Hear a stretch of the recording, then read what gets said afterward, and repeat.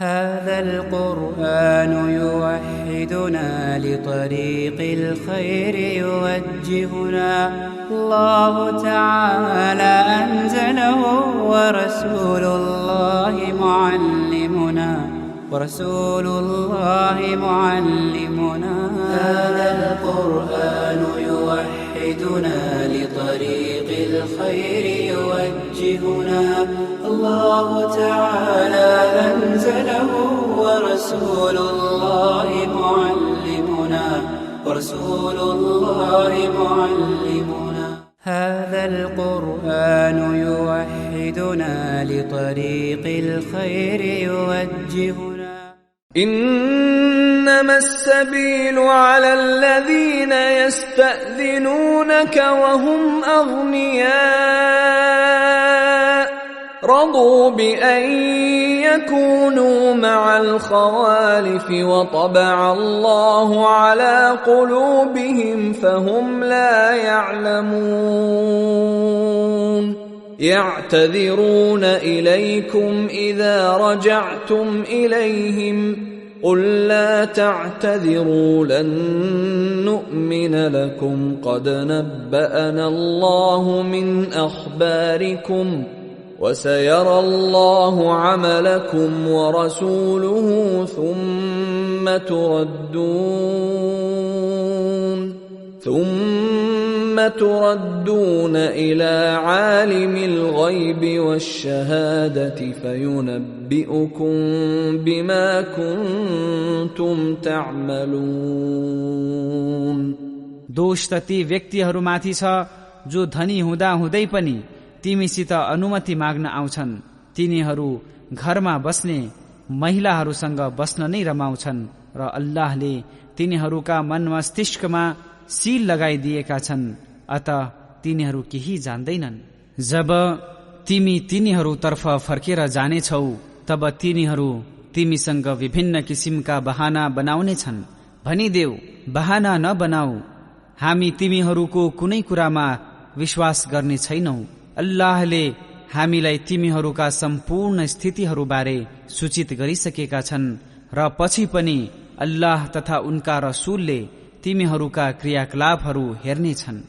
अनि तिमीहरू अदृश्य तथा दृश्य वास्तविकताहरूका ज्ञाता अल्लाहतर्फ फर्काइनेछौ र उनले तिमीहरूले गरेका कार्यहरूबारे अवगत गराउनेछन्। सयहलिफून बिल्लाहि लकुम इذا انقلبتم इलैहिम लितुዕरिदू अन्हुम फअዕरिदू अन्हुम इन्नहुम रिज्स ومأواهم جهنم جزاء بما كانوا يكسبون. يحلفون لكم لترضوا عنهم فإن ترضوا عنهم فإن الله لا يرضى عن القوم الفاسقين. जब तिनीहरूतर्फ फर्कनेछौ तब तिनीहरूले तिमी समक्ष अल्लाहको कसम खानेछन् ताकि तिमी तिनीहरूलाई तिनीहरूकै अवस्थामा छोडिदेऊ। अत तिनीहरूलाई तिनीहरूकै अवस्थामा छोडिदेऊ। तिनीहरू फोहरी हुन् र तिनीहरूले गर्ने गरेका कार्यको प्रतिफल स्वरूप तिनीहरूको वासस्थान नरक नै रहेको छ। तिनीहरूले तिमी समक्ष कसम खानेछन् ताकि तिमी तिनीहरूसित प्रसन्न हौ र तिमी तिनीहरूसँग प्रसन्न भए तापनि अल्लाह चाहिँ यस्ता अवज्ञाकारी मानिसहरूसित प्रसन्न हुने छैनन्। الأعراب أشد كفرا ونفاقا وأجدر ألا يعلموا حدود ما أنزل الله على رسوله والله عليم حكيم.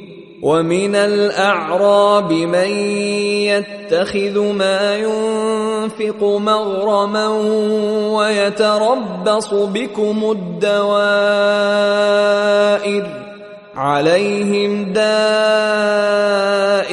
السوء वल्लाहु समीउन अलीम।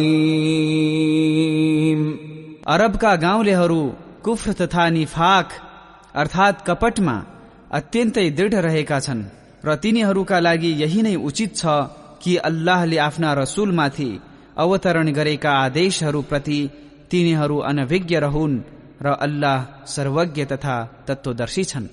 अनि ती गाउँलेहरूमध्ये केही यस्ता व्यक्तिहरू छन् जसले आफूले खर्च गर्ने कुरालाई स्वयंमाथि जरिवाना ठान्दछन् र तिमीमाथि नराम्रो समय आइलागोस् भन्ने प्रतीक्षामा रहन्छन्, जबकि तिनीहरूमाथि नै नराम्रो समय आइलागेको छ र अल्लाह सर्वश्रोता एवं सर्वज्ञ छन्। वमिनल अअराबि मन युमिनु बिल्लाहि वल यौमिल आखिर वयत्तखिदु मा युनफिकु कुर्बातिन इनदल्लाहि व सलवातिर रसूल अला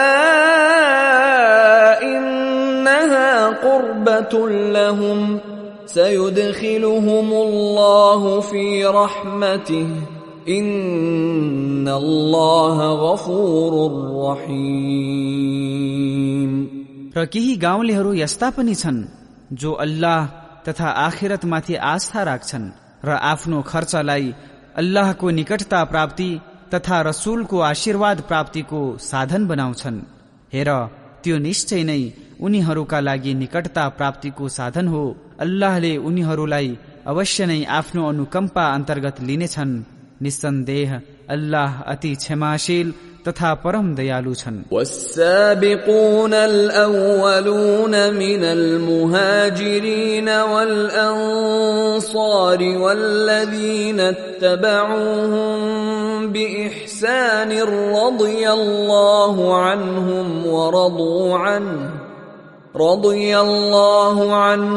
ورضوا عنه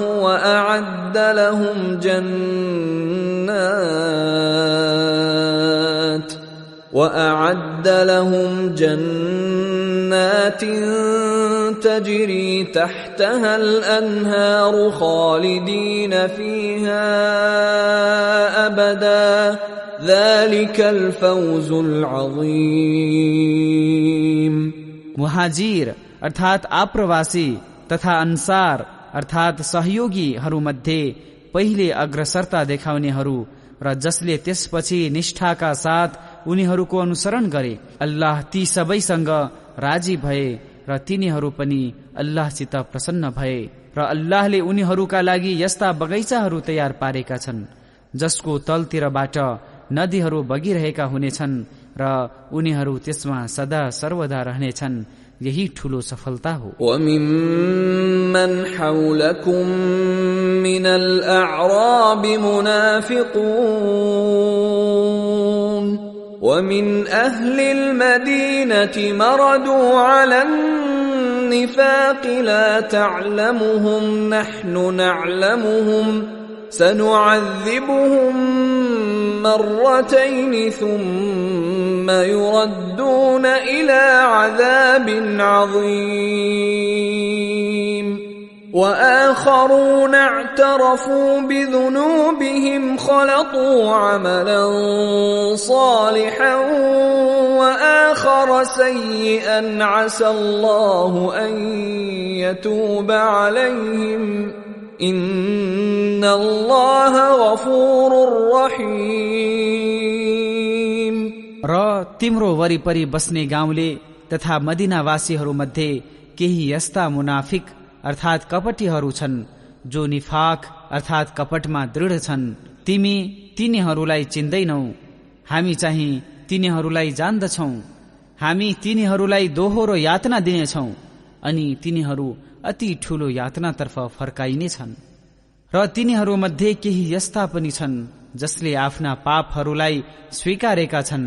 तिनीहरूले मिश्रित कर्म गरेका थिए, केही पुण्य कर्म र केही दुष्कर्महरू।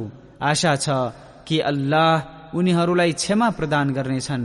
निस्सन्देह अल्लाह अति क्षमाशील एवं परम दयालु छन्। खुذ मिन अम्वालिहिम सदक़तन तुतहिरुहुम व तुज़क्कीहिम بها وصل عليهم إن صلاتك سكن لهم والله سميع عليم ألم يعلموا أن الله هو يقبل التوبة عن عباده ويأخذ الصدقات وأن الله هو التواب الرحيم हे नबी, उनीहरूको धनबाट सदका अर्थात दान स्वीकार गर। यसद्वारा उनीहरूलाई तिमी पवित्रता र शुद्धता प्रदान गर्नेछौ र उनीहरूको हितमा प्रार्थना गर। निस्सन्देह तिम्रो प्रार्थना उनीहरूका लागि शान्तिप्रद छ र अल्लाह सर्वश्रोता एवं सर्वज्ञ छन्। के तिनीहरूलाई थाहा छैन कि अल्लाह नै आफ्ना भक्तहरूको तौबा अर्थात प्रायश्चित स्वीकार गर्छन् र सदका कबूल गर्छन् र निश्चय नै अल्लाह अति क्षमाशील एवं परम दयालु छन्। وَقُلِ اعْمَلُوا فَسَيَرَى اللَّهُ عَمَلَكُمْ وَرَسُولُهُ وَالْمُؤْمِنُونَ وَسَتُرَدُّونَ إِلَى عَالِمِ الْغَيْبِ وَالشَّهَادَةِ فَيُنَبِّئُكُم بِمَا كُنتُمْ تَعْمَلُونَ وآخرون مرجون لأمر الله إما يعذبهم وإما يتوب عليهم والله عليم حكيم रहे नबी, भनिदेऊ तिमीहरू कर्म गर्दै जाऊ।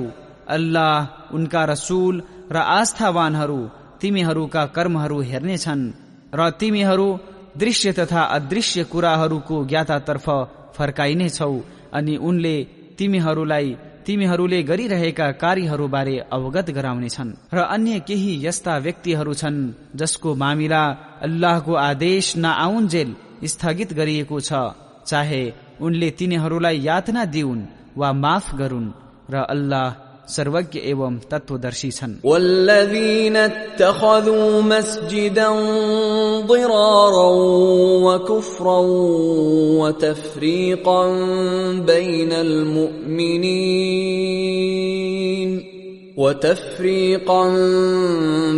المؤمنين وإرصادا لمن حارب الله ورسوله من قبل وليحلفن إن أردنا إلا الحسنى والله يشهد إنهم لكاذبون अनि केही यस्ता व्यक्तिहरू पनि छन् जसले हानि पुर्याउने, इन्कार गर्ने, आस्थावानहरू बीच मतभेद उत्पन्न गर्ने र यस अघि अल्लाह तथा उनका रसूल विरुद्ध युद्ध गरिसकेका मानिसहरूका लागि धराप स्थल उपलब्ध गराउने उद्देश्यले एउटा मस्जिद निर्माण गरे र तिनीहरूले कसम खानेछन् कि हाम्रो उद्देश्य केवल भलाइ गर्नु थियो, तर तिनीहरू पक्का मिथ्यावादी हुन् भनेर अल्लाह साक्षी दिन्छन्। لا تقم فيه أبدا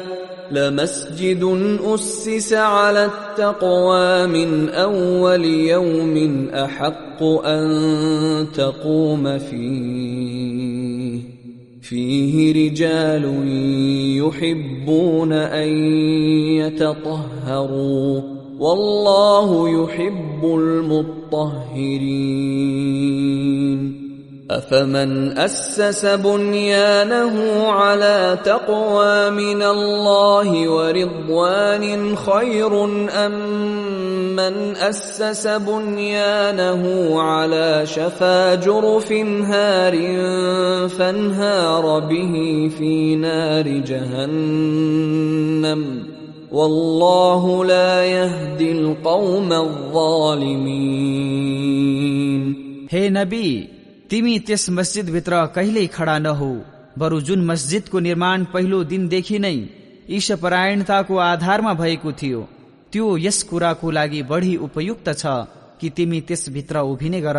त्यसभित्र यस्ता मानिसहरू छन् जो अति पवित्र रहन मन पराउँछन् र अल्लाह पनि पवित्र रहनेहरूलाई मन पराउँछन्। के जसले आफ्नो भवनको जग अल्लाहको भय एवं उनको प्रसन्नतामाथि राख्छ त्यो व्यक्ति राम्रो हो कि त्यो व्यक्ति जसले आफ्नो भवनको जग यस्तो खोक्रो किनारामा राख्छ जसले उसलाई लिएर नरकको अग्निमा खस्छ। र अल्लाह अत्याचारी मानिसहरूलाई कहिल्यै सिधा मार्ग देखाउँदैनन्। ला यजालु बुन्यानुहुमुल्लज़ी बनौ रीबतन फी कुलूबिहिम इल्ला अन तक़त्तअ कुलूबुहुम वल्लाहु अलीमुन हकीम। यो भवन जुन तिनीहरूले निर्माण गरेका छन् सधैँ तिनीहरूका हृदयमा सन्देहको जरो बनिरहन्छ, सिवाय यसको कि तिनीहरूका हृदयहरू नै छिया छिया हुन पुगुन् र अल्लाह सर्वज्ञ एवं तत्वदर्शी छन्। इन्नल्लाह अश्तरा मिनल मुमिनीन अनफुसहुम व अम्वालहुम बिअन्न लहुमुल जन्नह युक़ातिलून फी सबीलिल्लाहि फयक़तुलून व युक़तलून वअदन अलैहि हक़्क़न फित्तौराति वल इंजीलि वल क़ुरआन वमन औफ़ा बिअहदिहि मिनल्लाह अस्तबशिरू बिबैइकुमुल्लज़ी बायअतुम बिहि वज़ालिक हुवल फ़ौज़ुल अज़ीम। वास्तवमा अल्लाहले आस्थावानहरूबाट उनीहरूको ज्यान तथा धन सम्पत्ति स्वर्गको सट्टामा खरिद गरिसकेका छन्। उनीहरू अल्लाहको मार्गमा युद्ध गर्छन् अनि मार्छन् र मारिन्छन्। यो तौरात, इन्जिल एवं कुरआनमा भएको सत्य वचन हो र आफ्नो वचनलाई पूरा गर्ने कार्यमा अल्लाह भन्दा बढी अरू को हुन सक्छ। अतः खुशियाली मनाऊ त्यस व्यापार प्रति जुन तिमीहरूले उनीसित गरेका छौ र यही महान सफलता हो। अत्ताइबून अलआबिदून अलहामिदून अस्साइहून अर्राकिऊन अस्साजिदून अलआमिरून बिलमअरूफ वन्नाहून अनिल मुनकर वल्हाफिज़ून लिहुदूदिल्लाह वबश्शिर المؤمنين ما كان للنبي والذين آمنوا أن يستغفروا للمشركين ولو كانوا أولي قربى من بعد ما تبين لهم أنهم أصحاب الجحيم। यी आस्थावानहरू नै अल्लाहतर्फ फर्कनेहरू, उनको उपासना गर्नेहरू, स्तुति गर्नेहरू, उनकै लागि भ्रमण गर्नेहरू, रुकु गर्नेहरू, सजदा गर्नेहरू, सत्कर्मको आदेश दिनेहरू, दुष्कर्मबाट रोक्नेहरू र अल्लाहका सीमाहरूको रक्षा गर्नेहरू हुन्। अनि तिमी आस्थावानहरूलाई शुभ सूचना देऊ।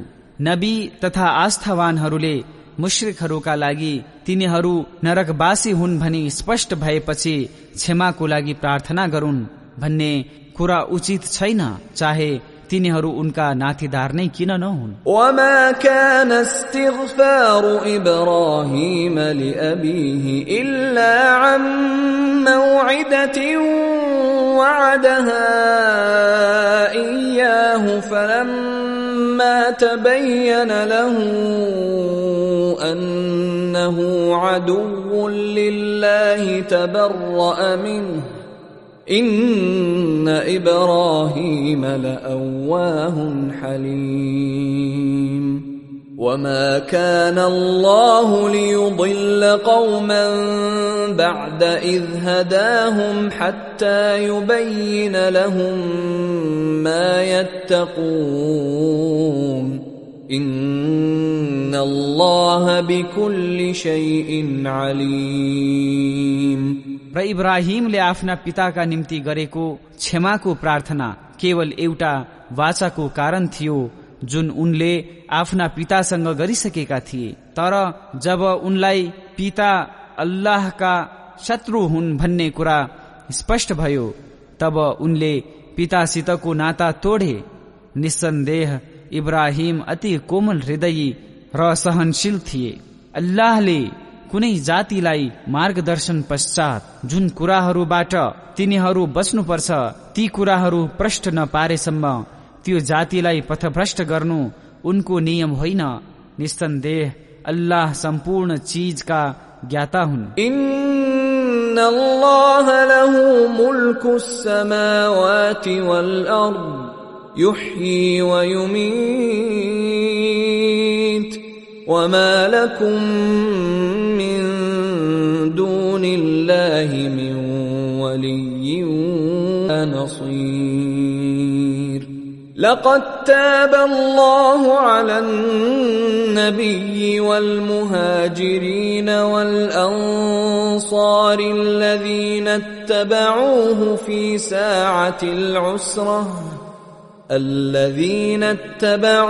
في ساعة العسرة من بعد ما كاد يزيغ قلوب فريق منهم ثم تاب عليهم إنه بهم رؤوف رحيم।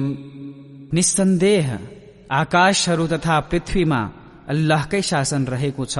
उनी जीवन दान गर्छन् र मृत्यु दिन्छन् र अल्लाह बाहेक न तिनीहरूको कोही संरक्षक मित्र रहेको छ न कोही सहयोगी नै। अल्लाहले दया दृष्टि गरे सन्देष्टामाथि र ती मुहाजिर तथा अन्सारहरूमाथि जसले त्यस संकटको घडीमा नबीलाई सहयोग गरेका थिए।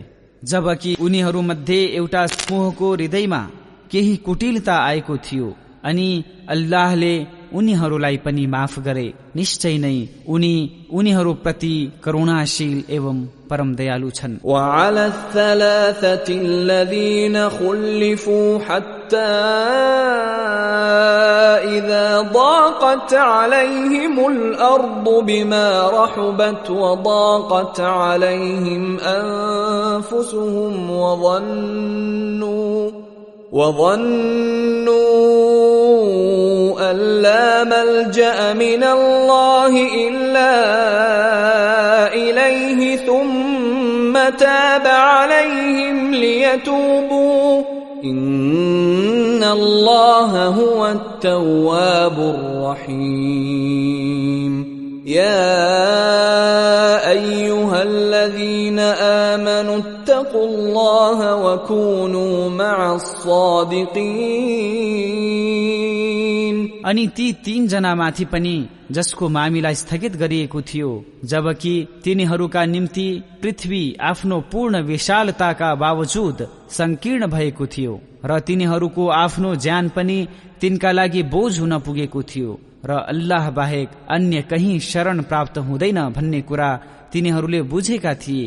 अनि अल्लाहले तिनीहरूमाथि कृपा गरे ताकि तिनीहरूले प्रायश्चित गरून्। निस्सन्देह अल्लाह तौबा स्वीकारकर्ता एवं परम दयालु छन्।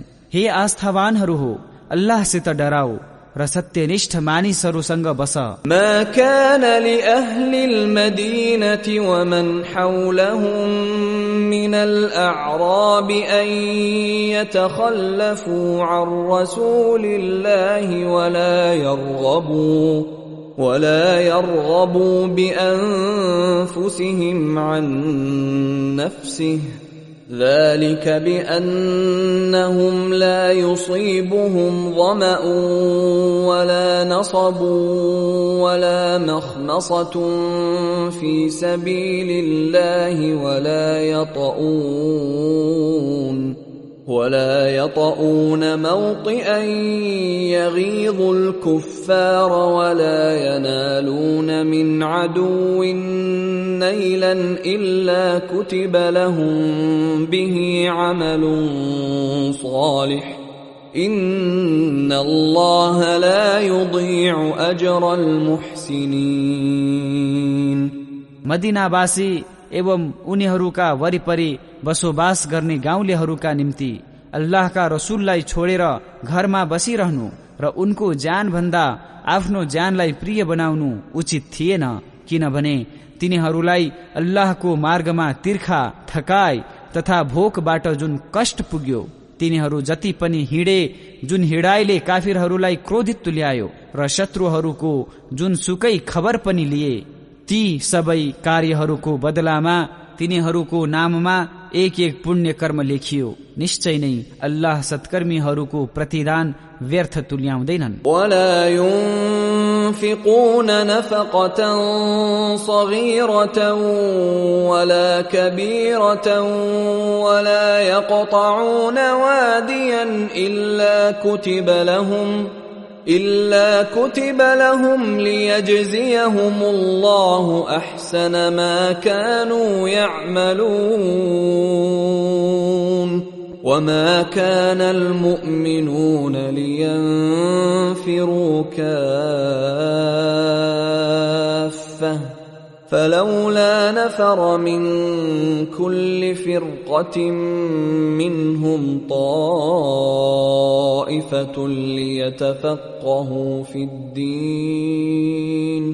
ليتفقهوا في الدين ولينذروا قومهم إذا رجعوا إليهم لعلهم يحذرون। र उनीहरू जुन सानो वा ठूलो धनराशि खर्च गर्छन् वा जुन उपत्यका पार गर्छन्, यी सबै लेखिने गरिन्छ ताकि अल्लाहले तिनीहरूलाई तिनका कार्यहरूको उत्तम प्रतिदान प्रदान गरून्। मोमिनहरू सबै निस्कनु जरुरी थिएन, बरु यस्तो किन नहोस् कि प्रत्येक जमातबाट केही व्यक्तिहरू निस्किउन् ताकि धर्मलाई राम्ररी बुझ्न सकुन् र फर्केपछि आफ्ना समुदायका मानिसहरूलाई सावधान गरून् ताकि तिनीहरू डराउन्। أيها الذين آمنوا قاتلوا الذين يلونكم من الكفار وليجدوا فيكم غلظة واعلموا أن الله مع المتقين وإذا ما أنزلت سورة فمنهم من يقول أيكم زادته هذه إيمانا فأما الذين آمنوا فزادتهم إيمانا وهم يستبشرون। हे मोमिनहरू हो, तिमीहरूको नजिकमा रहेका काफिरहरूसित युद्ध गर र तिनीहरूले तिमीहरूमा शक्ति भएको महसुस गरून्। जानी राख, अल्लाह ईशा भय राख्नेहरूका साथ छन्। र जब कुनै सूरह अवतरण गरिन्छ तब केही मुनाफिकहरू सोध्छन्, यस सूरहले तिमीहरू मध्ये कसको आस्थालाई बढाएको छ? अनि जुन व्यक्तिहरू आस्थावान छन् तिनीहरूको आस्थालाई वास्तवमा अभिवृद्धि गरेको छ र तिनीहरू प्रसन्न छन्। في قلوبهم مرض فزادتهم رجسا إلى رجسهم وماتوا وهم كافرون أولا يرون أنهم يفتنون في كل عام مرة أو مرتين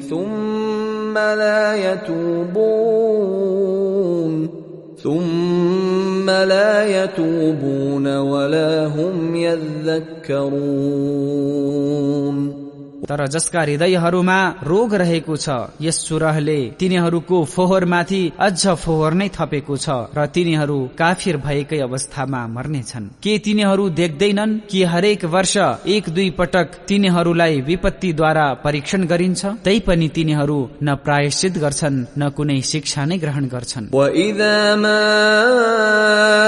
أُنزِلَتْ سُورَةٌ نَظَرَ بَعْضُهُمْ إِلَى بعض هل يراكم من أحد ثم انصرفوا صرف الله قلوبهم بأنهم قوم لا يفقهون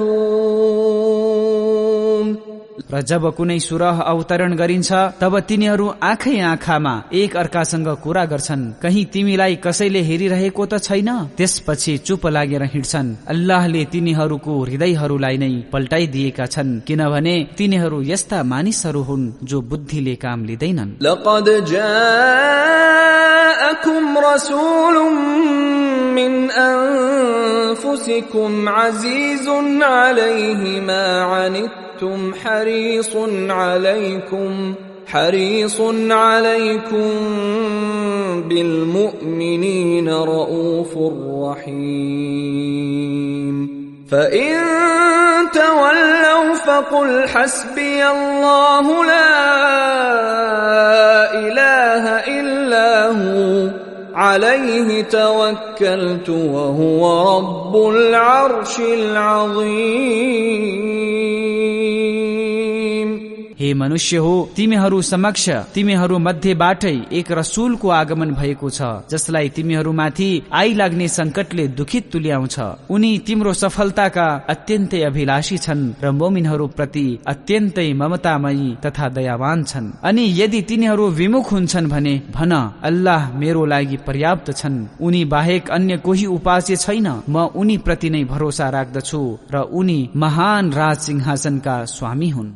बिस्मिल्लाहिर रहमानिर रहीम। सुरु अत्यन्त करुणामय परम दयालु अल्लाहको नामबाट। अलिफ लाम रा तिल्क आयातुल किताबिल हकीम। أكان للناس عجبا أن أوحينا إلى رجل منهم أن أنذر الناس وبشر الذين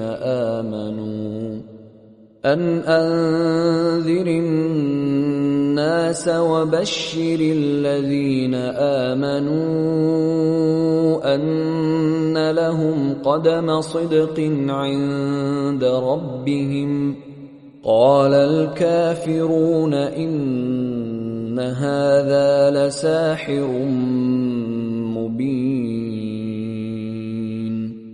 अलिफ लाम रा यी तत्वदर्शिताले परिपूर्ण ग्रन्थका आयतहरू हुन्। के मानिसहरूका निम्ति यो आश्चर्यको विषय बनेको छ कि हामीले तिमीहरू मध्येकै एकजना पुरुषमाथि वही अर्थात प्रकाशना अवतरित गर्यौं कि मानिसहरूलाई सावधान गर र आस्थावानहरूलाई उनीहरूका निम्ति तिनका पालनकर्ता कहाँ सम्मान रहेको छ भनी शुभ सन्देश देऊ। काफिरहरू भन्दछन् यो व्यक्ति वास्तवमा स्पष्ट जादुगर हो। إن ربكم الله الذي خلق السماوات والأرض في 6 أيام ثم استوى على العرش يدبر الأمر ما من شفيع إلا من بعد إذنه ذلكم الله ربكم فاعبدوه أفلا تذكرون। वास्तवमा तिमीहरूका पालनकर्ता अल्लाह नै हुन्, जसले 6 दिनमा आकाशहरू तथा पृथ्वीको सिर्जना गरे अनि राज सिंहासनमाथि विराजमान भएर संसारको राजकाज चलाउँदैछन्। उनको अनुमति बिना कोही पनि सिफारिसकर्ता बन्न सक्दैन। उनै अल्लाह तिमीहरूका पालनकर्ता हुन् र उनकै उपासना गर। के तिमीहरू उपदेश ग्रहण गर्दैनौ? इलैहि मर्जिउकुम जमीआ वअदल्लाहि हक्का إنه يبدأ الخلق ثم يعيده ليجزي الذين آمنوا وعملوا الصالحات بالقسط والذين كفروا لهم شراب من حميم وعذاب أليم بما كانوا يكفرون। उनैतर्फ तिमीहरू सबै फर्केर जानु छ। अल्लाहको बाचा सत्य हो। उनले नै प्राणीलाई पहिलो पटक सृष्टि गरे र फेरि उनले नै त्यसलाई दोहोर्याएर सृष्टि गर्नेछन् ताकि इमान ल्याएर सत्कर्म गर्नेहरूलाई न्यायका साथ प्रतिदान देऊन् र काफिरहरू तिनीहरूले गरेका कुफ्रले गर्दा अति उम्लिदो पानी पिउन् र दुःखद यातना भोगुन्। هو الذي جعل الشمس ضياء والقمر نورا وقدره منازل لتعلموا عدد السنين والحساب ما خلق الله ذلك إلا بالحق يفصل الآيات لقوم يعلمون إن في اختلاف الليل والنهار وما خلق الله في السماوات والأرض لآيات لقوم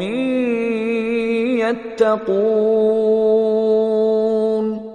उनै हुन् जसले सूर्यलाई प्रकाशमान तथा चन्द्रमालाई ज्योतिर्मय बनाए र त्यसका लागि गन्तव्यहरू निर्धारित गरे ताकि तिमीहरू त्यसबाट वर्ष एवं तिथिको हिसाब पत्ता लगाउन सक। अल्लाहले यसलाई सत्यका साथ सिर्जना गरेका छन्। ज्ञानी मानिसहरूका लागि उनी आफ्ना आयतहरू स्पष्ट रूपमा बताउँछन्। निसन्देह यसो भए राख्ने मानिसहरूका लागि रात र दिनको आवत जावतमा र आकाशहरू तथा पृथ्वीमा अल्लाहले सिर्जना गरेका वस्तुहरूमा निशानीहरू छन्। इन्नल्लज़ीन ला यर्जून लिक़ाअना वरदू बिलहयातिद दुन्या वतमअन्नू बिहा वल्लज़ीन हुम अन आयातिना गाफिलून उलाइक मअवाहुम अन्नार बिमा कानू यक्सिबून। निसन्देह जुन व्यक्तिहरू हामीसित भेट हुने आशा राख्दैनन् तथा सांसारिक जीवनलाई रोजेका छन् र त्यसमा सन्तुष्ट छन् र जुन व्यक्तिहरू हाम्रा निशानीहरूसित असावधान छन् त्यस्ता व्यक्तिहरूको बास तिनीहरूका कमाइले गर्दा नरक रहेको छ। इन्नल्लज़ीन आमनू वअमिलुस सालिहाति यहदीहिम रब्बुहुम बिईमानिहिम تجري من تحتهم الأنهار في جنات النعيم دعواهم فيها سبحانك اللهم وتحيتهم فيها سلام وآخر دعواهم أن الحمد لله رب العالمين।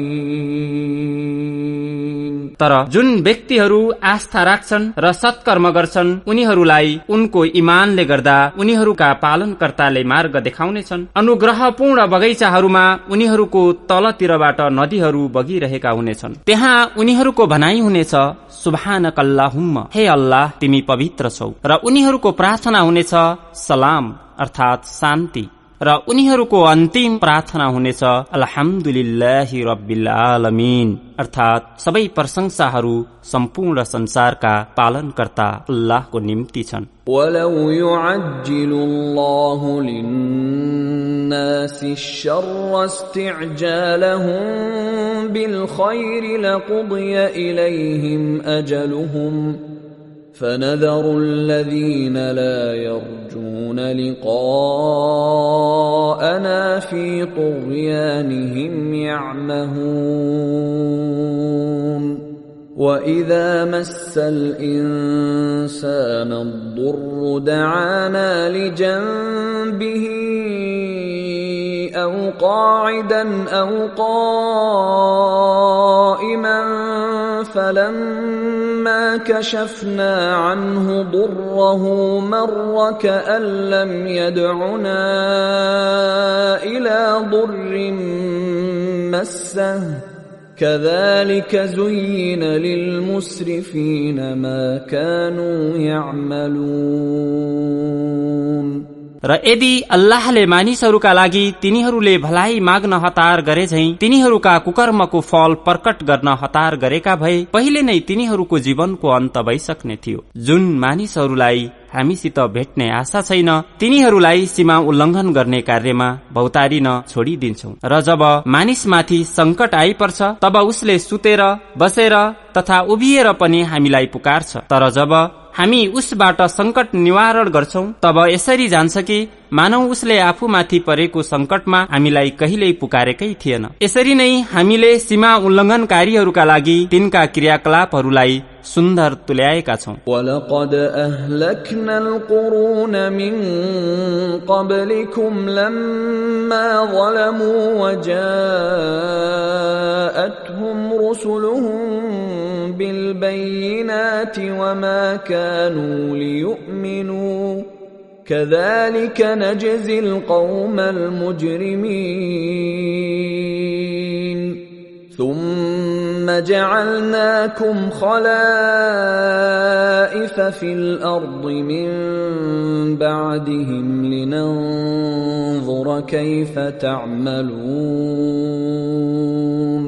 र हामीले तिनीहरू भन्दा पहिलेका कैयौं जातिहरूलाई तब नष्ट गर्यौं जब तिनीहरूले अत्याचार गरे, जबकि तिनीहरू समक्ष स्पष्ट निशानीहरू लिएर तिनका रसूलहरू आएका थिए तर तिनीहरू यस्ता थिएनन् कि ईमान ल्याउन्। यसरी नै हामी अपराधी समुदायहरूलाई सजाय दिने गर्छौं। अब तिनीहरू पछि हामीले तिमीहरूलाई पृथ्वीमा उत्तराधिकारी बनाएका छौं ताकि तिमीहरू कस्ता कर्म गर्छौ भनी हेरौं। वइजा तुतला अलैहिम आयातुना बय्यिनातिन क़ाल अल्लज़ीना ला यर्जून लिक़ाअना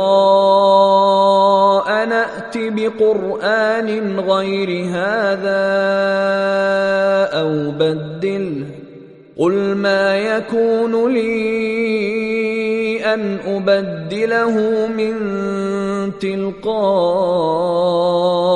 نفسي إن أتبع إلا ما يوحى إلي إني أخاف إن عصيت ربي عذاب يوم عظيم قل لو شاء الله ما تلوته عليكم ولا أدراكم به فقد لبثت فيكم عمرا من قبله أفلا تعقلون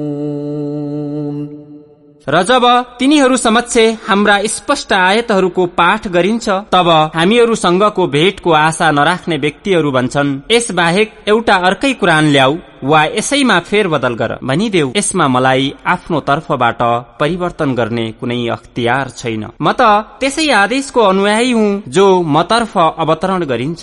यदि मैले आफ्ना पालनकर्ताको अवज्ञा गरे भने मलाई एउटा भयंकर दिनको यातनासँग डर लाग्छ भनिदेऊ।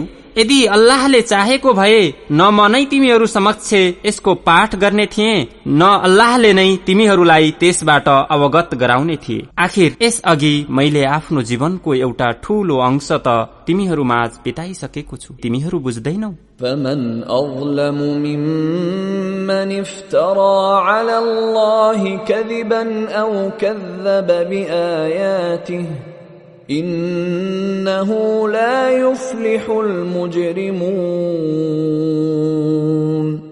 ويعبدون من دون الله ما لا يضرهم ولا ينفعهم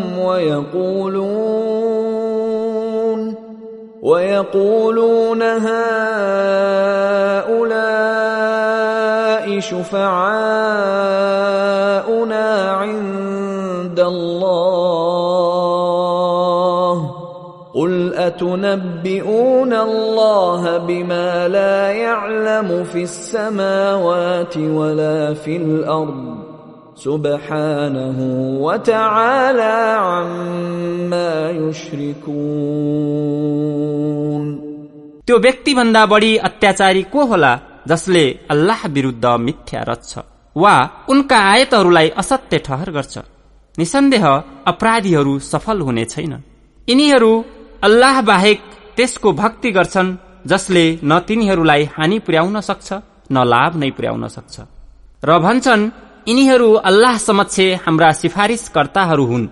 भनिदेऊ, के तिमीहरू अल्लाहलाई त्यस कुराबारे अवगत गराउँछौ जसलाई उनले न आकाशहरूमा न पृथ्वीमा नै जान्दछन्, जसलाई तिनीहरूले अल्लाहसँग साझेदार ठहर्याउँछन् त्यसबाट उनी अति पवित्र तथा उच्च छन्। वमा कान अन्नास इल्ला उम्मतन वाहिदतन फख्तलफू वलौला कलिमतुन सबक़त मिन रब्बिक लक़ुदिय बैनहुम फीमा फीहि यख्तलिफून वयक़ूलून लौला उन्ज़िल अलैहि आयतुम मिन रब्बिहि फ़क़ुल इन्नमल ग़ैबु लिल्लाहि फ़ंतज़िरू इन्नी मअकुम मिनल मुन्तज़िरीन। वास्तवमा सम्पूर्ण मानव एउटै समुदाय हुन् अनि तिनीहरूले विभेद गरे, र यदि तिम्रा रबको तर्फबाट पहिले नै एउटा कुराको निर्णय नभएको भए जुन कुरामा तिनीहरू विभेद गर्दैछन् त्यसको निर्णय गरिदिने थिए। र तिनीहरू भन्छन् उनका रबको तर्फबाट किन कुनै निशानी अवतरित गरिएन। भनिदेऊ, अदृश्य वास्तविकताको ज्ञान अल्लाहलाई मात्र छ अनि प्रतीक्षा गर, म तिमीहरूसँगै प्रतीक्षा गर्दछु। वइजा अज़क़ना अन्नास रहमतन मिन بعد ضراء مستهم إذا لهم مكر في آياتنا قل الله أسرع مكرا إن رسلنا يكتبون ما تمكرون। र जब हामीले मानिसहरूलाई तिनीहरूले दुःख भोगेपछि दयाको स्वाद चखाउँछौ तब तिनीहरू हाम्रा निशानीहरू विरुद्ध जुक्ति रच्न थाल्छन्। भनिदेऊ, अल्लाह योजना बनाउन झन् तीव्र छन्। वास्तवमा तिमीहरू जे उपाय गर्छौ हाम्रा फरिस्ताहरूले त्यसलाई लेखिरहेका छन्। हुवल्लज़ी युसय्यिरुकुम फिल बर्रि वल बह्र حتى إذا كنتم في الفلك وجرين بهم بريح طيبة وفرحوا بها جاءتها ريح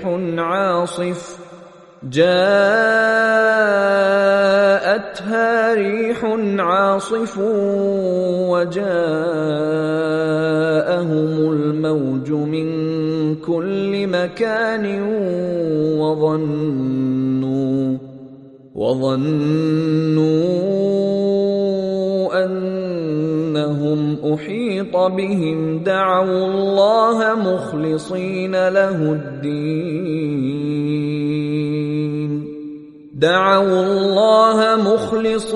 له الدين لئن أنجيتنا من هذه لنكونن من الشاكرين। उनी नै हुन् जसले तिमीहरूलाई थल एवं जल अर्थात् समुद्रमा हिँडाउँछन्, यहाँसम्म कि जब तिमीहरू डुङ्गाहरूमा हुन्छौ र डुङ्गाहरू अनुकूल वायुका साथ मानिसहरूलाई लिएर गइरहेका हुन्छन् र तिनीहरू प्रसन्न हुन्छन्, त्यत्तिकैमा अकस्मात प्रतिकूल हुरी चल्न थाल्छ, हरेक दिशाबाट लहरहरू उठ्न थाल्छन् र तिनीहरू स्वयं त्यसमा घेरिएको सम्झिन्छन्। त्यस समय तिनीहरू आफ्नो भक्तिलाई अल्लाहकै निम्ति शुद्ध पार्दै उनलाई पुकार्दछन्। यदि तिमीले यसबाट हामीलाई बचायौ भने हामीहरू निश्चय नै कृतज्ञहरू मध्ये बन्नेछौं।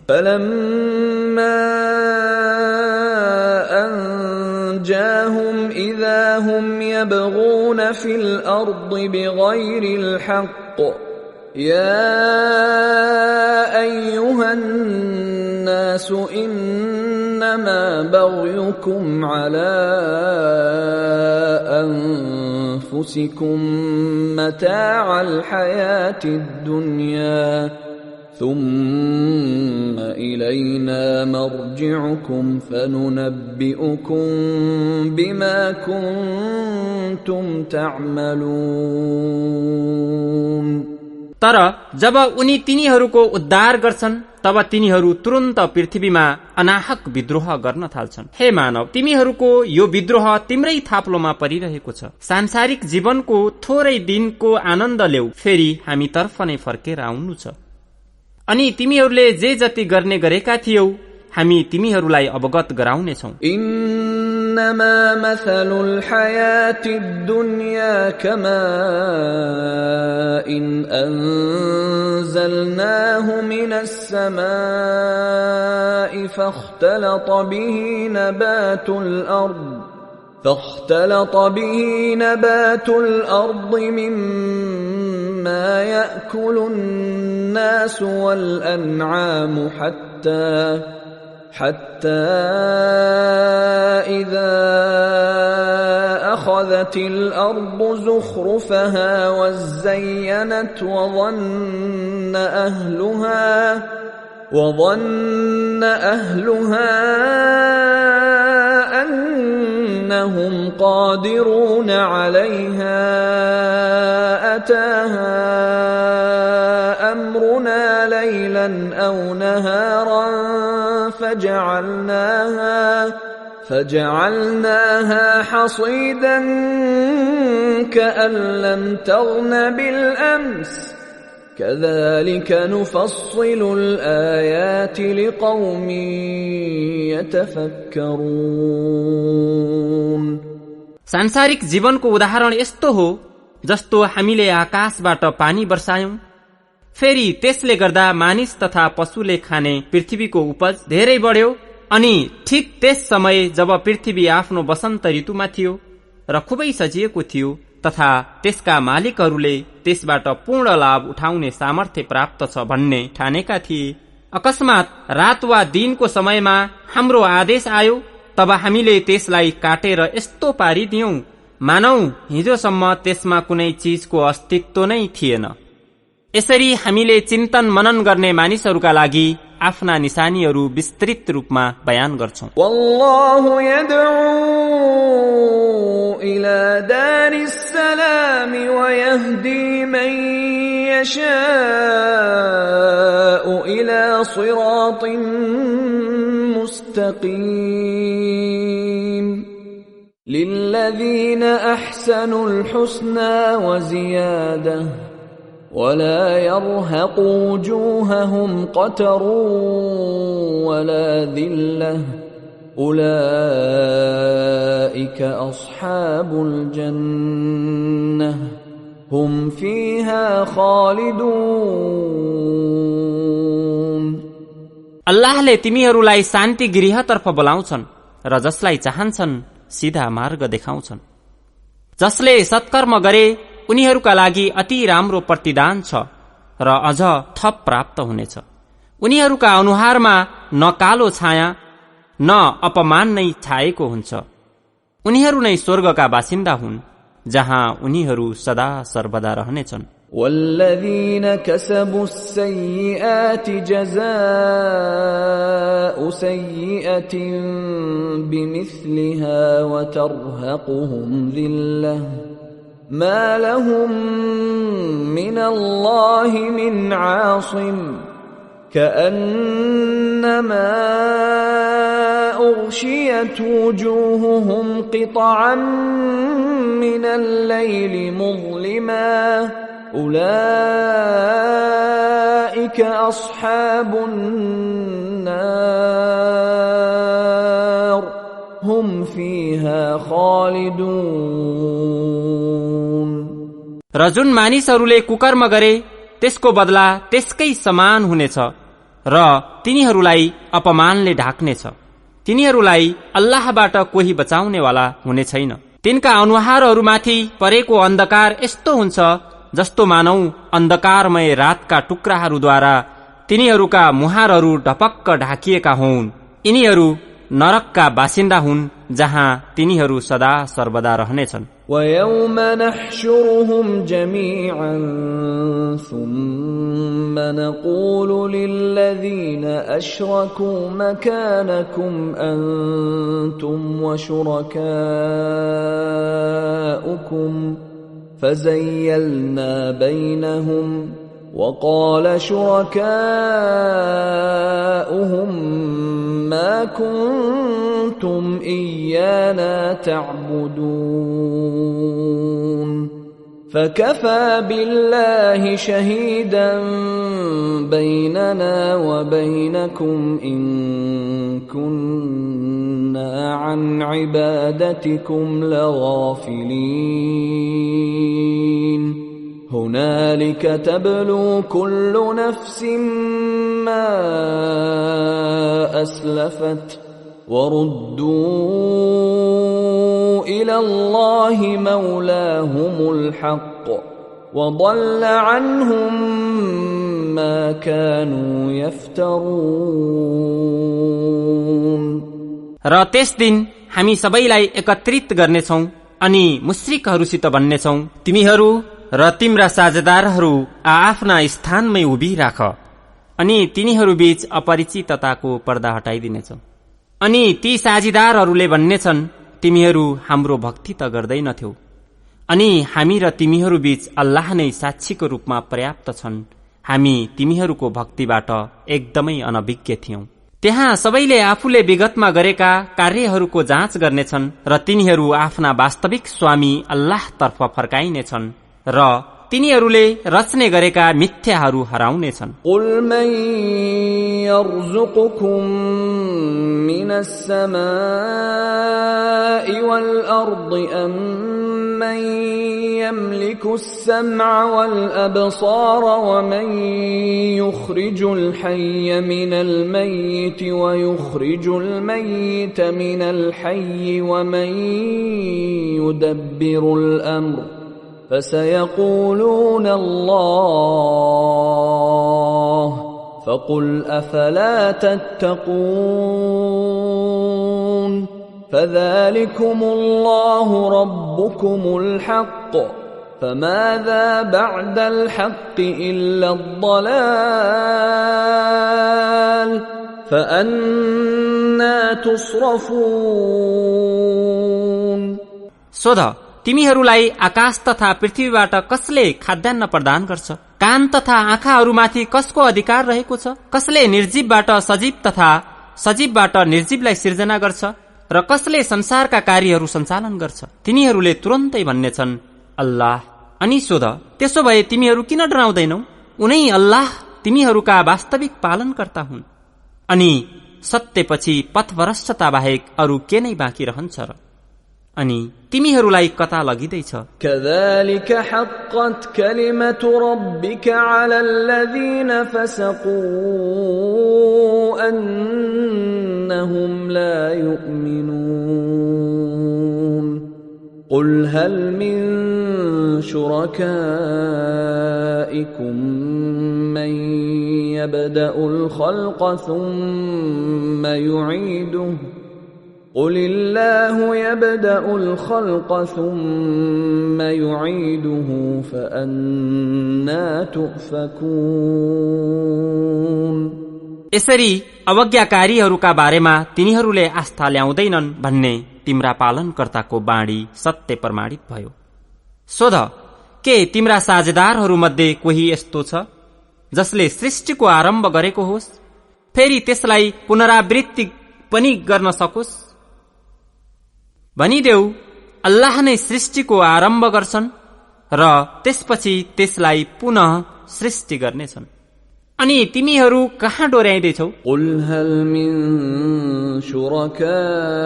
شركائكم من يهدي إلى الحق قل الله يهدي للحق أفمن يهدي إلى الحق أحق أن يتبع أم من لا يهدي إلا أن يهدى فما لكم كيف تحكمون وما يتبع أكثرهم إلا ظنا إن الظن لا يغني من الحق شيئا إن الله عليم بما يفعلون. सोध, के तिमीहरूका साझेदारहरूमध्ये कोही पनि यस्तो छ जसले सत्मार्ग देखाउन सकोस्? भनिदेऊ, केवल अल्लाह सत्यको मार्ग देखाउँछन्. अनि बताऊ, जसले सत्यको बाटो देखाउँछ त्यो बढी अनुसरण योग्य रहेको छ, वा त्यो जसलाई मार्ग नदेखाउन्जेल स्वयंले मार्ग प्राप्त गर्न सक्दैन? आखिर तिमीहरूलाई के भएको छ? तिमीहरू कस्तो निर्णय गर्छौ? र तिनीहरूमध्ये अधिकांश केवल अनुमानको भरमा हिँड्छन्, जबकि अड्कलबाजी सत्यको मामिलामा अलिकति पनि लाभदायक छैन. निसन्देह तिनीहरूले गरिरहेका कार्यहरूसँग अल्लाह पूर्ण रूपले अवगत छन्. وما كان هذا القرآن أن يفترى من دون الله ولكن تصديق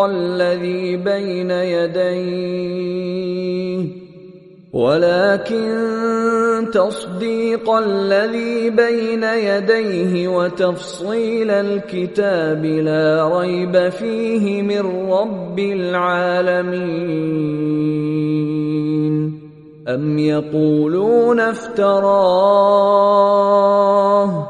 قل فأتوا بسورة مثله وادعوا من استطعتم من دون الله إن كنتم صادقين. र यो कुरान अल्लाह बाहेक अन्य कसैद्वारा रचिएको होइन, बरु यो यसभन्दा अघिका ग्रन्थको पुष्टि हो र ग्रन्थको विस्तार हो. यसमा कुनै सन्देह छैन. यो सम्पूर्ण संसारका पालनकर्ताको तर्फबाट अवतरण गरिएको छ. के तिनीहरू यसलाई रसुलले रचेका हुन् भनेर भन्छन्? भनिदेऊ, यदि तिमीहरू सच्चा छौ भने यस्तै कुनै एउटा सुराह प्रस्तुत गर र यसका लागि अल्लाह बाहेक सक्दो सबैलाई बोलाऊ. بل كذبوا بما لم يحيطوا بعلمه ولما يأتهم تأويله كذلك كذب الذين من قبلهم فانظر كيف كان عاقبة الظالمين. ومنهم من يؤمن به ومنهم من لا يؤمن به وربك أعلم بالمفسدين. वास्तविकता यो हो कि तिनीहरूले ती कुराहरूलाई अस्वीकार गरे जुन बारे तिनीहरूलाई पूर्ण ज्ञान थिएन, र अहिलेसम्म तिनीहरू समक्ष त्यसको वास्तविकता पनि खुल्न सकेको छैन.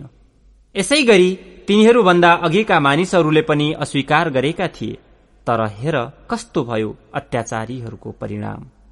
र तिनीहरूमध्ये केही व्यक्तिहरू त्यसमा इमान राख्छन् र केही व्यक्तिहरू त्यसप्रति आस्था राख्दैनन्, र तिम्रा पालनकर्ता विध्वंसकारीहरूलाई राम्ररी जान्दछन्. وَإِن كَذَّبُوكَ فَقُل لِّي عَمَلِي وَلَكُمْ عَمَلُكُمْ أَنتُم بَرِيئُونَ مِمَّا أَعْمَلُ وَأَنَا بَرِيءٌ مِّمَّا تَعْمَلُونَ. وَمِنْهُمْ مَن يَسْتَمِعُونَ إِلَيْكَ أَفَأَنْتَ تُسْمِعُ الصُّمَّ وَلَوْ كَانُوا لَا يَعْقِلُونَ. وَمِنْهُمْ مَن يَنظُرُ إِلَيْكَ أَفَأَنْتَ تَهْدِي الْعُمْيَ وَلَوْ كَانُوا لَا يُبْصِرُونَ. र यदि तिनीहरूले तिमीलाई मिथ्या ठहर गर्छन् भने भनिदेऊ, मेरा लागि मेरा कर्म र तिमीहरूका लागि तिम्रा कर्महरू छन्. मैले गरेका कार्यको जवाफदेही तिमीहरूमाथि छैन, र त्यसरी नै तिमीहरूका कार्यहरूको जिम्मेवारीबाट म स्वतन्त्र छु। र तिनीहरूमध्ये केही व्यक्ति तिमीतिर कान लगाएर सुनुन्। के तिमी बहिरालाई सुनाउन सक्छौ जबकि तिनीहरू केही बुझ्दैनन्?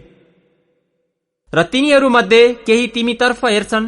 के तिमी अन्धालाई मार्ग देखाउन सक्छौ जबकि तिनीहरू देख्दैनन्? إن الله لا يظلم الناس شيئا ولكن الناس أنفسهم يظلمون ويوم يحشرهم كأن لم يلبثوا إلا ساعة من النهار يتعارفون بينهم قد خسر الذين كذبوا بلقاء الله وما كانوا مهتدين وإما نرينك بعض الذي نعدهم أو نتوفينك فإلينا مرجعهم ثم الله شهيد على ما يفعلون निसन्देह अल्लाह मानिसहरूमाथि पटक्कै अत्याचार गर्दैनन्, तर मानिसहरू स्वयं आफैमाथि अत्याचार गर्छन्। र त्यस दिन जब अल्लाहले तिनीहरू सबैलाई एकत्रित गर्नेछन् तब लाग्नेछ कि तिनीहरू परस्पर परिचित भएर संसारमा दिनको केही क्षण भन्दा बढी बसेकै थिएनन्। वास्तवमा ती व्यक्तिहरू नोक्सानमा परे जसले अल्लाहसित भेटको आशा राखेनन् र तिनीहरू कदापि सत्मार्गमा थिएनन्। र हामी तिनीहरूलाई जुन कुराको धम्की दिइरहेका छौं त्यसको केही अंश चाहे हामी तिमीलाई देखाऊ वा त्यस अघि नै तिमीलाई मृत्युशय्यामा पुर्याऊ, तिमीहरू हामी कहाँ नै फर्केर आउनु छ। र जुन क्रियाकलाप तिनीहरूले गर्दैछन् अल्लाह त्यसको साक्षी छन्। वलिकुल्लि उम्मतिर रसूल فإذا جاء رسولهم قضي بينهم بالقسط وهم لا يظلمون ويقولون متى هذا الوعد إن كنتم صادقين قل لا أملك لنفسي ضرا ولا نفعا إلا ما شاء الله لكل أمة أجل إذا جاء أجلهم فلا يستأخرون ساعة ولا يستقدمون र प्रत्येक समुदायका लागि एकजना रसूल रहेका छन्। अनि जब उनीहरू कहाँ रसूलको आगमन हुन्छ तब तिनीहरू बीच न्यायका साथ निर्णय गरिन्छ र तिनीहरूमाथि अन्याय गरिँदैन। र तिनीहरू भन्छन्, यदि तिमीहरू सच्चा हौ भने यो वचन कहिले पूरा हुनेछ? भनिदेऊ, म आफ्नो हानि तथा लाभको पनि अधिकार राख्दिन। अल्लाहले नै चाहेमा बेग्लै कुरा हो। हरेक समुदायको लागि एउटा निर्धारित म्याद छ। जब त्यो म्याद आइपुग्छ तब तिनीहरू न एक क्षण पछि हट्न सक्नेछन् न अघि नै बढ्न सक्नेछन्। قل أرأيتم إن أتاكم عذابه بياتا أو نهارا ماذا يستعجل منه المجرمون أثم إذا ما وقع آمنتم به الآن وقد كنتم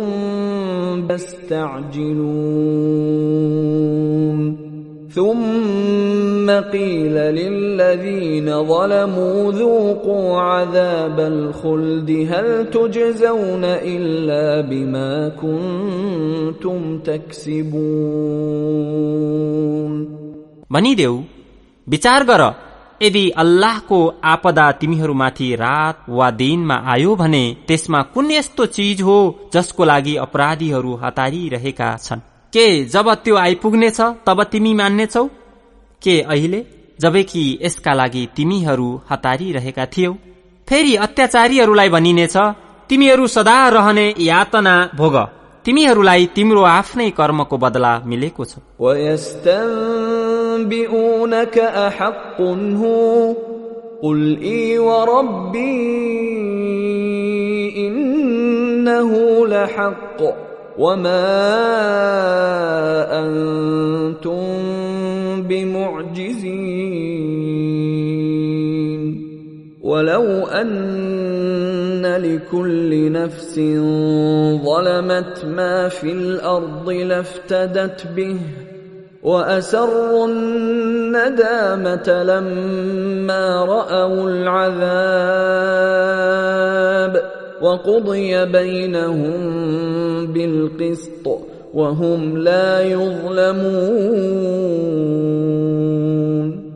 أَلَا إِنَّ لِلَّهِ مَا فِي السَّمَاوَاتِ وَالْأَرْضِ أَلَا إِنَّ وَعْدَ اللَّهِ حَقٌّ وَلَكِنَّ أَكْثَرَهُمْ لَا يَعْلَمُونَ। र तिमीसित तिनीहरू सोध्छन्, के त्यो यातना अब सम्भावी हो? भनिदेऊ, हो, मेरा पालनकर्ताको कसम, त्यो अब सम्भावी हो र तिमीहरू थकित पार्न सक्दैनौ। र यदि प्रत्येक अत्याचारी व्यक्तिलाई पृथ्वीका सम्पूर्ण वस्तुहरू पनि प्राप्त हुन्छन् भने यातनाबाट सुरक्षित हुन ती सबै अर्थदण्डको रूपमा दिन तयार हुनेछ। र जब तिनीहरू यातनालाई देख्नेछन्, आफ्ना लाज लुकाउनेछन् र तिनीहरू बीच न्यायका साथ निर्णय हुनेछ अनि तिनीहरूमाथि अन्याय गरिने छैन। जानिराख, आकाशहरू तथा पृथ्वीमा जे जति छन् अल्लाहकै हुन्। जानिराख, अल्लाहको वचन सत्य छ, तर अधिकांश मानिसहरूलाई थाहा नै छैन। हुव युह्यी व युमीतु व इलैहि तुर्जऊन। या अय्युहन नास क़द जाअतकुम मौइज़तुम मिर रब्बिकुम व शिफाउन लिमा फिस्सुदूरि व हुदन व रहमतुन लिलमुमिनीन। قل بفضل الله وبرحمته فبذلك فليفرحوا هو خير مما يجمعون। उनी नै जीवन दान गर्छन् र मृत्यु दिन्छन् अनि उनैतर्फ तिमीहरू सबैलाई फर्काएर लगिनेछ। हे मानव हो, तिमीहरू समक्ष तिम्रा पालनकर्ताको तर्फबाट उपदेश, हृदयमा भएका रोगको उपचार र मान्नेहरूका लागि मार्गदर्शन तथा दया आइपुगेको छ। भनिदेऊ, यो अल्लाहको वरदान तथा दयाले अवतरण गरिएको हो, तसर्थ मानिसहरू त्यसमा प्रसन्न हुनुपर्छ। यो त्यस दहनको अनुपातमा उत्तम रहेको छ जो तिनीहरूले जम्मा गर्दैछन्। قل أرأيتم ما أنزل الله لكم من رزق فجعلتم منه حراما وحلالا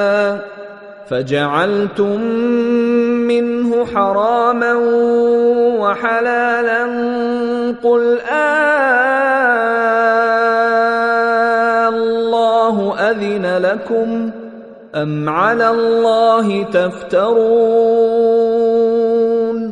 وما ظن الذين يفترون على الله الكذب يوم القيامة إن الله لذو فضل على الناس ولكن أكثرهم لا يشكرون।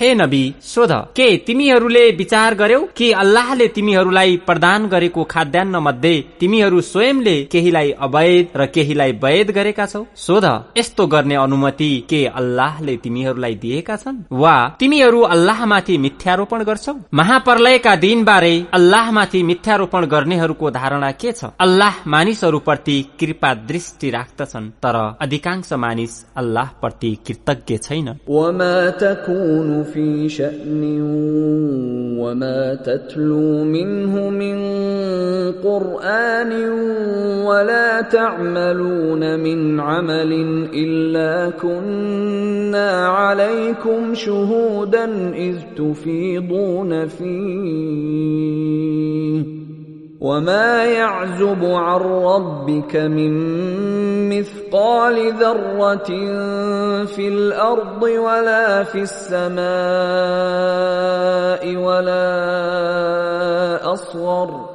ولا أصغر من ذلك ولا أكبر إلا في كتاب مبين.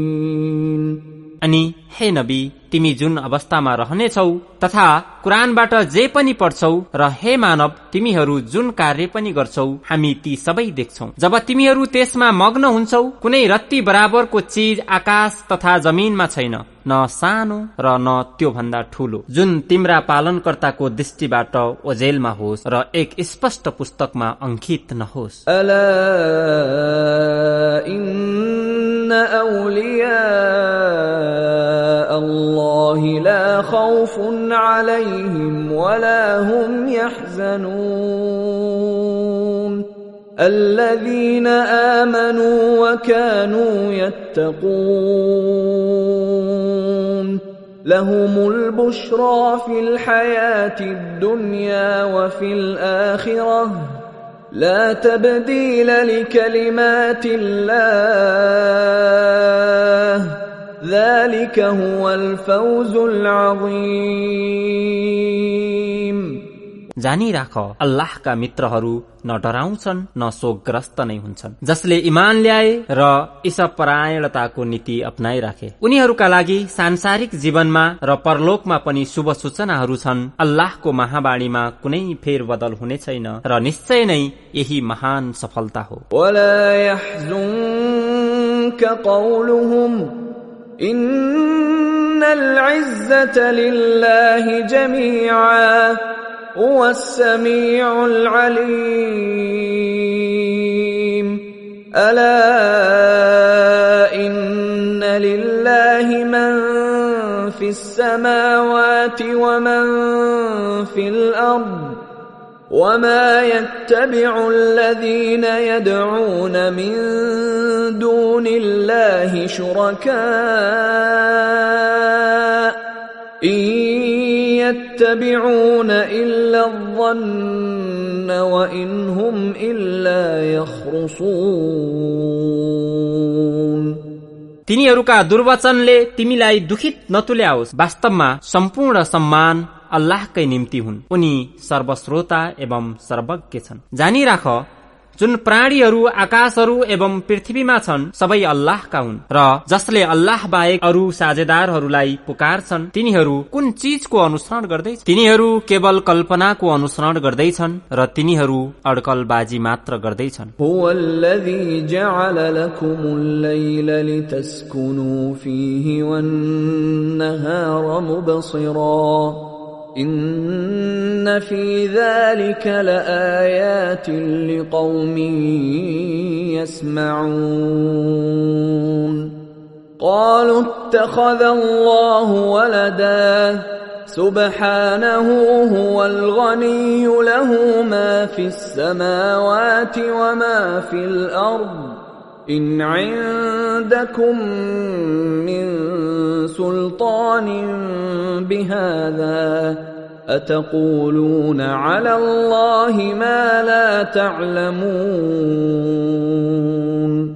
उनै हुन् जसले तिमीहरूका लागि रात बनाए ताकि त्यसमा तिमीहरू आराम गर र दिनलाई उज्यालो बनाए। निसन्देह सुन्ने व्यक्तिहरूका लागि त्यसमा निशानीहरू छन्। उनीहरू भन्छन् अल्लाहले एउटा पुत्र ग्रहण गरेका छन्। उनी त पवित्र छन्, उनी आत्मनिर्भर छन्। आकाशहरू एवं पृथ्वीमा जे जति छन् उनैका हुन्। यसका लागि तिमीहरूसित कुनै प्रमाण छैन। के तिमीहरू अल्लाह विरुद्ध त्यो कुरा गर्छौ जसबारे तिमीहरूलाई कुनै ज्ञान नै छैन? कुल इन्नल्लज़ीन यफ्तरून अलल्लाहिल कज़िब ला युफ्लिहून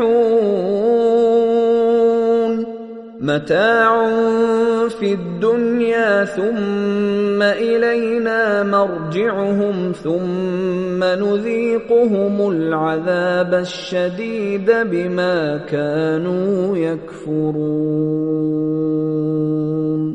भनिदेऊ, जुन व्यक्तिहरू अल्लाहमाथि मिथ्यारोपण गर्छन् तिनीहरू कदापि सफल हुने छैनन्। यो संसारको क्षणिक मोज मस्ती हो। यसपछि तिनीहरू हामी तर्फ नै फर्कनु पर्नेछ अनि तिनीहरूको कुफ्रले गर्दा हामी कठोर दण्ड दिनेछौं। وَاتْلُ عَلَيْهِمْ نَبَأَ نُوحٍ إِذْ قَالَ لِقَوْمِهِ يَا قَوْمِ إِنْ كَانَ كَبُرَ عَلَيْكُمْ مَقَامِي وَتَذْكِيرِي بِآيَاتِ اللَّهِ فعلى الله توكلت فأجمعوا أمركم وشركاءكم ثم لا يكن أمركم عليكم غمة ثم قضوا إلي ولا تنظرون। र तिनीहरूलाई नुहको वृत्तान्त सुनाऊ, जब उनले आफ्ना जातिका मानिसहरूलाई भनेका थिए, हे जाति बन्धुहरू हो, के तिमीहरूलाई मेरो बसाई र मेरा अल्लाहका आयतहरूद्वारा उपदेश दिनु कष्टपूर्ण लागिरहेको छ? म त अल्लाहमाथि भरोसा गर्छु अनि तिमीहरू आफ्ना साझेदारहरूसँग मिलेर सर्वमान्य योजना बनाऊ अनि त्यसको कुनै पनि पक्ष अन्योलमा नरहोस्। फेरि त्यसलाई मेरो विरुद्ध लागू गर र मलाई कदापि अवसर नदेऊ। فإن توليتم فما سألتكم من أجر إن أجري إلا على الله وأمرت أن أكون من المسلمين فكذبوه فنجيناه ومن معه في الفلك وجعلناهم خلائف وأغرقنا الذين كذبوا بآياتنا فانظر كيف كان عاقبة المنذرين। तर यदि तिमीहरू विमुख हुन्छौ भने मैले तिमीहरूसित कुनै प्रतिदान त मागेको छैन। मेरो प्रतिदान त केवल अल्लाह कहाँ रहेको छ र मलाई आज्ञाकारीहरू मध्ये बन्ने हुकुम भएको छ। तर तिनीहरूले उनलाई मिथ्या ठहर गरे अनि हामीले नुह एवं डुङ्गामा रहेका उनका साथीहरूलाई बचायौं र उनीहरूलाई पृथ्वीका उत्तराधिकारी बनायौं तथा ती सबै व्यक्तिहरूलाई हामीले डुबाइदियौं जसले हाम्रा निशानीहरूलाई असत्य ठहर गरेका थिए। अनि हेर कस्तो परिणाम भयो ती व्यक्तिहरूको जो सचेत गरिएका थिए। ثم بعثنا من بعده رسلا إلى قومهم فجاءوهم بالبينات فما كانوا ليؤمنوا بما كذبوا به من قبل كذلك نطبع على قلوب المعتدين ثم بعثنا من بعدهم موسى وهارون إلى فرعون وملئه بآياتنا فاستكبروا وكانوا قوما مجرمين।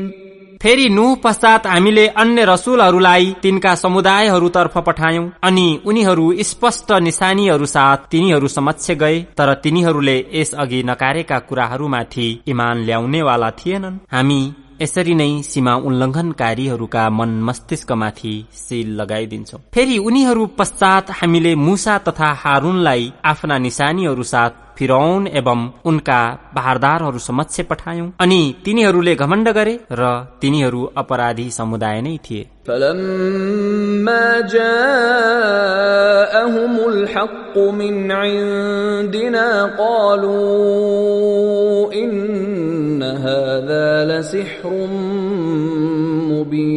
مبين قال موسى أتقولون للحق لما جاءكم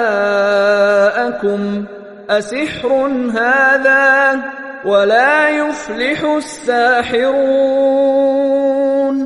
قالوا أجئتنا لتلفتنا عما وجدنا عليه آباءنا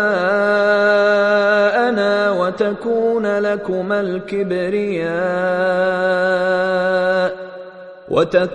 لكما الكبرياء في الأرض وما نحن لكما بمؤمنين। अनि जब तिनीहरू समक्ष हाम्रो तर्फबाट सत्य पुग्यो तब तिनीहरूले भने निश्चय नै यो एउटा स्पष्ट जादु हो। मूसाले भने के जब तिमीहरू समक्ष सत्यको आगमन भइसकेको छ तब तिमीहरू त्यसको बारेमा यस्तो कुरा भन्छौ के यो जादु हो, जबकि जादुगरहरू कहिल्यै सफल हुन सक्दैनन्। तिनीहरूले भने के तिमी हामी कहाँ यस कारणले आएका छौ कि तिमीले हामीलाई त्यस मार्गबाट विमुख पार जसमा हामीले आफ्ना पूर्वजहरूलाई पाएका छौं र पृथ्वीमा तिमीहरू दुवैको मपाई कायम होस् र हामी तिमीहरू दुवैलाई कहिल्यै मान्ने छैनौं। وقال فرعون ائتوني بكل ساحر عليم فلما جاء السحرة قال لهم موسى ألقوا ما أنتم ملقون فلما ألقوا قال موسى ما جئتم به السحر إن الله سيبطله إن الله لا يصلح عمل المفسدين।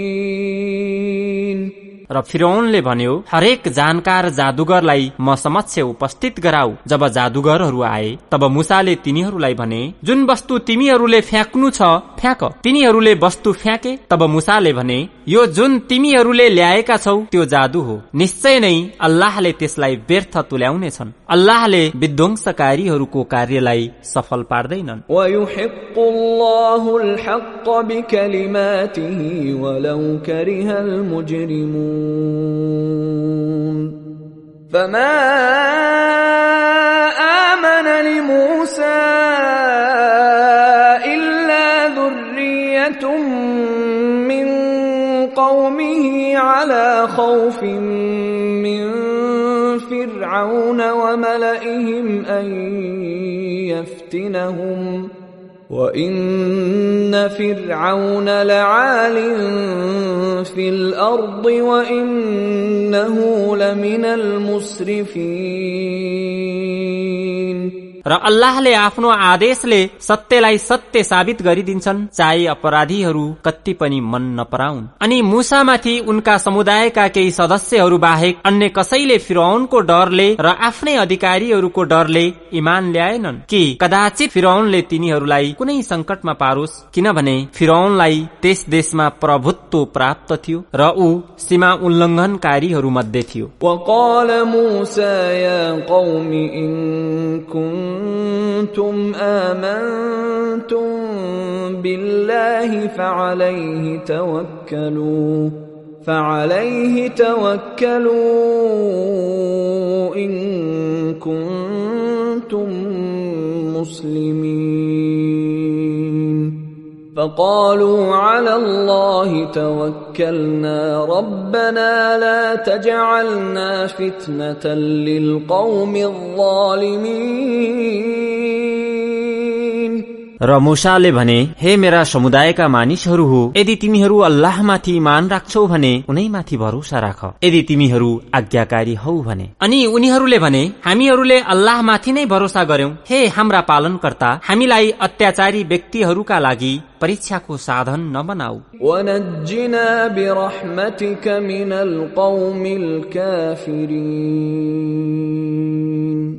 وَأَوْحَيْنَا إِلَى مُوسَى وَأَخِيهِ أَن تَبَوَّآ لِقَوْمِكُمَا بِمِصْرَ بُيُوتًا وَاجْعَلُوا بُيُوتَكُمْ قِبْلَةً وَأَقِيمُوا الصَّلَاةَ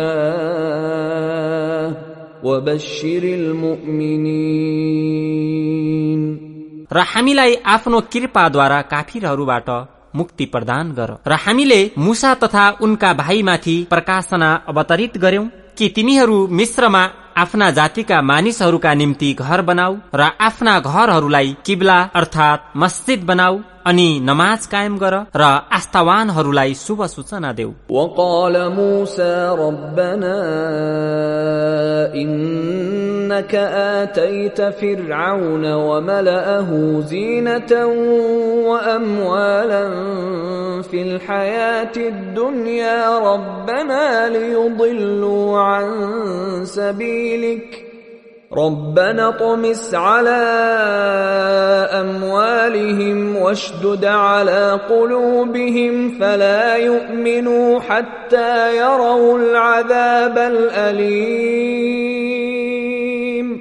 र मूसाले प्रार्थना गरे, हे हाम्रा पालनकर्ता, तिमीले फिरौन तथा उसका भारदारहरूलाई सांसारिक जीवनमा सौन्दर्य तथा धन सम्पत्ति प्रदान गरेका छौ। हे पालनकर्ता, के यो यस कारणले हो कि तिनीहरूले मानिसहरूलाई तिम्रो मार्गबाट पथभ्रष्ट गरून्? हे हाम्रा पालनकर्ता, तिनीहरूको धन सम्पत्ति नष्ट गर र तिनीहरूको हृदयलाई कठोर पार, ताकि तिनीहरू दुःखदायी यातना नदेखुन्जेलसम्म ईमान नल्याउन्। قال قد أجيبت دعوتكما فاستقيما ولا تتبعان سبيل الذين لا يعلمون।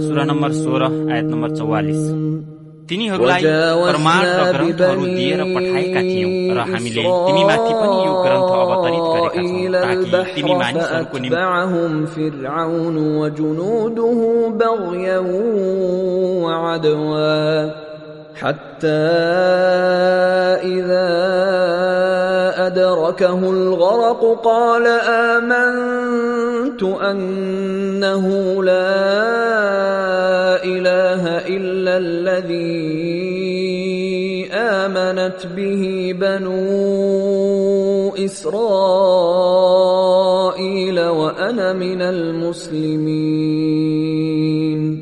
अल्लाहले भने, तिमी दुवैको प्रार्थना स्वीकार गरियो र तिमी दुवैजना आफ्नो कदम जमाइराख र अज्ञानीहरूको मार्गको अनुसरण कदापि नगर। अनि हामीले इस्राएलका सन्तानहरूलाई नदी पार गरायौं र फिरौन तथा उसका सैनिकहरूले अत्याचार तथा अन्याय गर्ने ध्येयले तिनीहरूको पीछा गरे, जसलाई हामीले डुबाइदियौं। यहाँसम्म कि जब फिरौन डुब्न लाग्यो तब उसले भन्यो, मैले ईमान ल्याए त्यस अल्लाहमाथि जसमाथि इस्राएलका सन्तानहरूले ईमान ल्याएका छन्, उनी बाहेक कोही उपास्य छैनन् र म आज्ञाकारीहरू मध्येको हुँ। الآن وقد عصيت قبل وكنت من المفسدين فاليوم ننجيك ببدنك لتكون لمن خلفك آية وإن كثيرا من الناس عن آياتنا لغافلون। के अब यस अघि त तिमी अवज्ञाकारी थियौ र विध्वंसकारीहरू मध्येका थियौ, अनि आज हामी तिम्रो सबलाई बचाउने छौं ताकि तिमी आफूपछि आउनेहरूका लागि निशानी बन, र निश्चय नै धेरै मानिसहरू हाम्रा निशानीहरूबाट विमुख छन्। وَلَقَدْ بَوَّأْنَا بَنِي إِسْرَائِيلَ مُبَوَّأَ صِدْقٍ وَرَزَقْنَاهُمْ مِنَ الطَّيِّبَاتِ فما اختلفوا حتى جاءهم العلم إن ربك يقضي بينهم يوم القيامة فيما كانوا فيه يختلفون فإن كنت في شك مما أنزلنا إليك فاسأل الذين يقرؤون الكتاب من قبلك لقد جاءك الحق من ربك فلا تكونن من الممترين। हामीले इस्राएलका सन्तानहरूलाई धेरै राम्रो वासस्थान तथा पवित्र खाद्यान्न प्रदान गर्यौं, तर तिनीहरूले ज्ञान प्राप्त भए पनि मतभेद गरे। जुन कुरामा तिनीहरू मतभेद गर्दैछन् त्यसबारे तिम्रा पालनकर्ताले महाप्रलयको दिन अवश्य नै निर्णय गर्नेछन्। र यदि तिमीलाई हामीले अवतरण गरेका ग्रन्थप्रति शंका छ भने जुन व्यक्तिहरू तिमी भन्दा अघिका ग्रन्थहरू पढ्छन् तिनीहरूलाई सोध। वास्तवमा यो तिमी समक्ष तिम्रा पालनकर्ताको तर्फबाट सत्य नै आइपुगेको छ, अनि तिमी कदापि सन्देह गर्नेहरू मध्ये नबन। वला तकुनन्न मिनल्लज़ीन कज़्ज़बू बिआयातिल्लाहि फतकुन मिनल खासिरीन। इन्नल्लज़ीन हक़्क़त अलैहिम कलिमतु रब्बिक ला युमिनून वलौ जाअतहुम कुल्लु आयतिन हत्ता यरौल अज़ाबल अलीम। न ती व्यक्तिहरूमध्ये बन जसले अल्लाहका आयतहरूलाई असत्य ठहर गर्छन्, अन्यथा तिमी घाटाग्रस्त मानिसहरू मध्ये बन्नेछौ। वास्तविकता के छ भने जुन मानिसहरूमाथि तिम्रा पालनकर्ताको वचन सिद्ध भइसकेको छ तिनीहरूले ईमान ल्याउने छैनन्। यद्यपि तिनीहरू समक्ष सबै प्रकारका निशानीहरू आइपुगुन्, यहाँसम्म कि तिनीहरूले दुःखदायी यातना देखुन्। फलौला कानत कर्यतुन आमनत फनफअहा ईमानुहा इल्ला कौम यूनुस लम्मा आमनु कशफना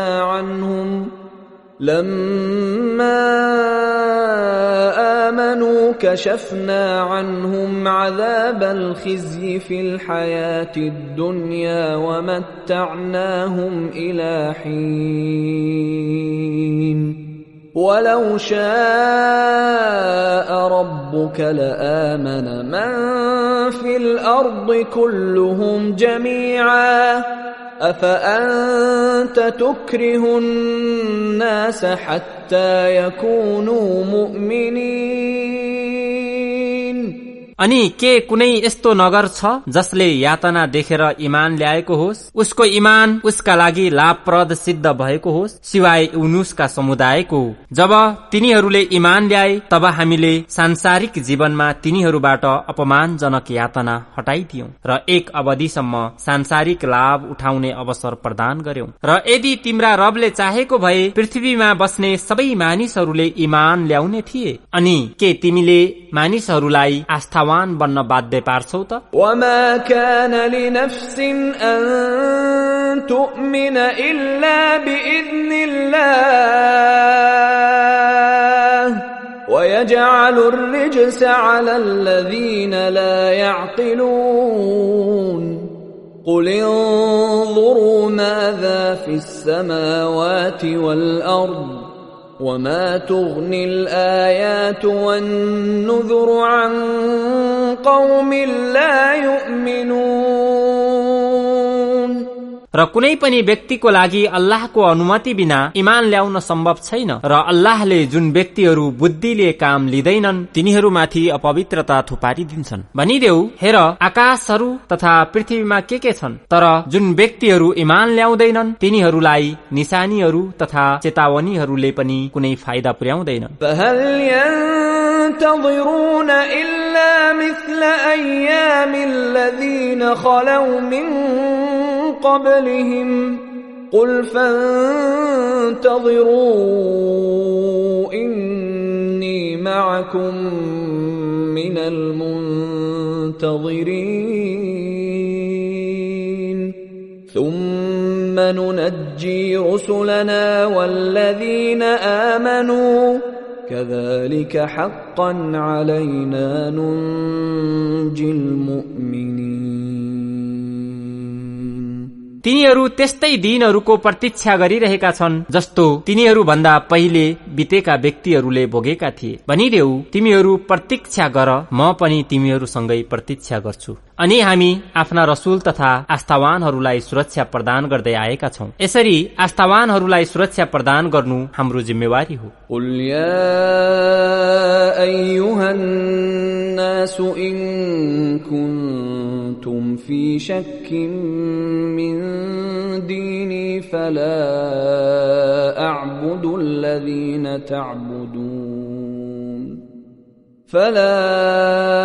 أعبد الذين تعبدون من دون الله ولكن أعبد الله الذي يتوفاكم وأمرت أن أكون من المؤمنين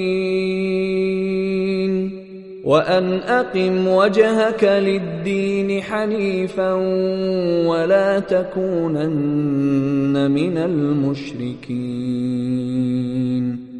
हे सन्देष्टा भनिदेऊ, हे मनुष्य, यदि तिमीहरूलाई मेरो धर्ममा कुनै किसिमको सन्देह छ भने सुनिराख। तिमीहरू अल्लाह बाहेक जसको उपासना गर्छौ म चाहिँ त्यसको उपासना गर्दिन। म त्यस अल्लाहको उपासना गर्छु जसले तिमीहरूलाई मृत्यु दिन्छन् र मलाई आस्थावानहरूमाझ रहने आदेश भएको छ। अनि यो कि तिमी एकाग्र भई स्वयंलाई यस धर्मको लागि समर्पित गर र कदापि बहुदेववादीहरू मध्ये नबन। ولا تدع من دون الله ما لا ينفعك ولا يضرك فإن فعلت فإنك إذا من الظالمين وإن يمسسك الله بضر فلا كاشف له إلا هو وإن يردك بخير فلا راد لفضله يصيب به من يشاء من عباده وهو الغفور الرحيم। र अल्लाहलाई छोडी अन्य कुनै यस्तो सत्तालाई नपुकार जसले न तिम्रो भलो गर्न सक्छ न हानि नै। यदि तिमीले त्यस्तो गर्यौ भने तिमी निश्चय नै अत्याचारी व्यक्तिहरू मध्ये हुनेछौ। अनि यदि अल्लाहले तिमीलाई कुनै प्रकोप दिन्छन् भने उनी बाहेक कसैले त्यसको निवारण गर्न सक्ने छैन। र यदि उनी तिम्रो भलाई चाहन्छन् भने उनको उदार कृपालाई कसैले फर्काउन सक्ने छैन। आफ्ना भक्तहरू मध्ये उनले जसलाई चाहन्छन् त्यसलाई अनुग्रह प्रदान गर्छन् र उनी अति क्षमाशील एवं परम दयालु छन्। قل يا أيها الناس قد جاءكم الحق من ربكم فمن اهتدى فإنما يهتدي لنفسه ومن ضل فإنما يضل عليها وما أنا عليكم